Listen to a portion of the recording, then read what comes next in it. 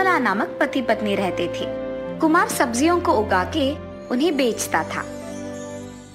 उसी गांव के सरहदों में एक बड़े से पेड़ पर एक भयानक भूत रहती थी। उस भूत को साइकिल बहुत पसंद होने के कारण रात के समय में सभी के सो जाने के बाद वो साइकिल की बेल को मारते हुए, साइकिल को चलाते हुए उस पूरे गांव का सैर करती थी।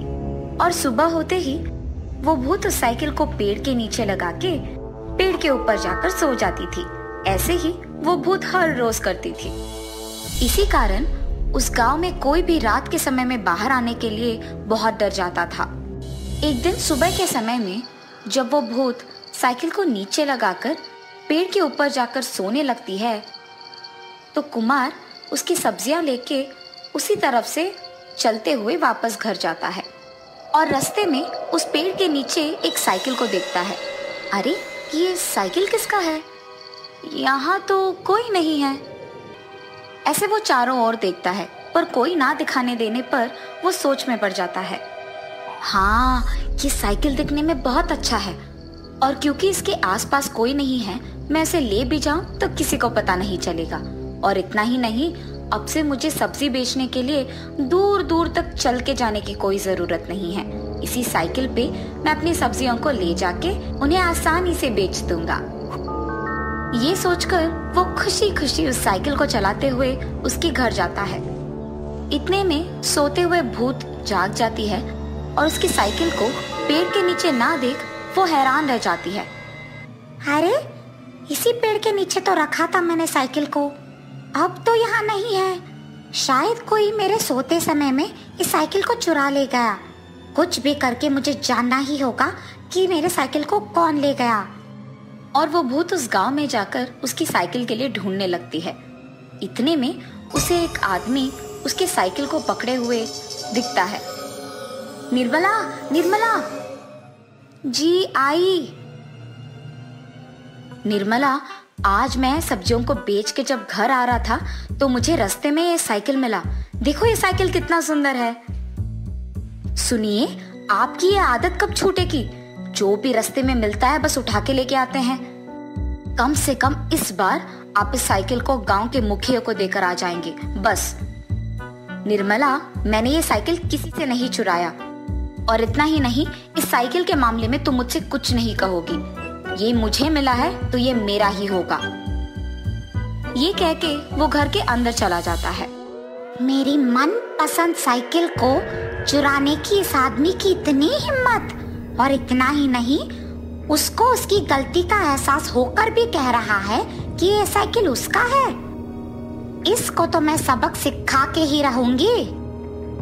ये फैसला करके वो भूत उसी के घर के पास रहने लगती है। अगली सुबह वो नींद से जागकर सब्जियां बेचने के लिए सब्जियों की टोकरी को साइकिल पे लगा के उस साइकिल को चलाते हुए जाते रहता है। इसने मेरी साइकिल को कैसे ले लिया? इसको चलाते वक्त ही मैं ऐसे डराऊंगी कि वो साइकिल को कभी छुएगा भी नहीं। उस भूत के उसको घूरने के कारण वो अचानक साइकिल के साथ हवा में तैरने लगता है। जमीन से ऊपर उठते हुए और सभी को छोटे बनते हुए देख कुमार आश्चर्यचकित हो जाता है। हाँ, ये क्या? मैं तो हवा में तैर रहा हूँ। बचाओ, कोई मुझे बचाओ! ऐसे जोर जोर से चिल्लाने लगता है।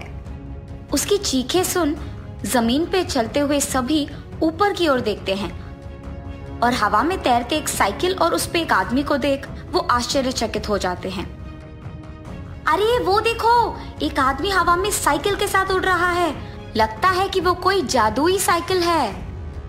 अगर जादुई साइकिल है तो वो आदमी बचाने के लिए क्यों कह रहा है? अरे हाँ हाँ, ये सच है, चलो चलो उसे बचाते हैं। ये फैसला करके गांव के सारे लोग उसी साइकिल का पीछा करते हैं।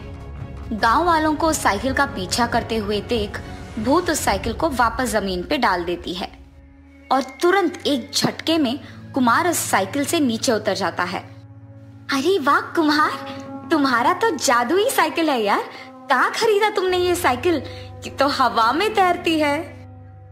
सभी के ऐसे पूछने के बावजूद कुमार कोई जवाब नहीं देता है और बस चुपचाप खड़े रहता है। कुमार, मुझे तुम्हारा साइकिल बहुत अच्छा लगा है। क्या मैं इसे एक बार चला सकता हूँ? हाँ, तुम्हारे साथ पीछे मैं भी बैठूंगा।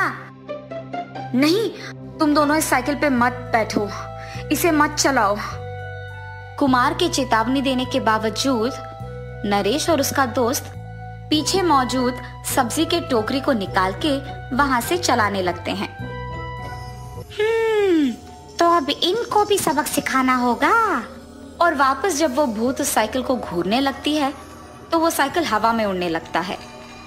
पर हवा में उड़ते इस साइकिल को देख नरेश और उसका दोस्त बहुत खुश होते हैं और तुरंत वो साइकिल ऊपर नीचे नीचे ऊपर ऊपर नीचे करते रहता है। और ये देख वो दोनों दोस्त डर के मारे कांपने लगते हैं। अरे, ये साइकिल क्यों ऊपर नीचे हो रहा है? पता नहीं यार, मुझे भी बहुत डर लग रहा है।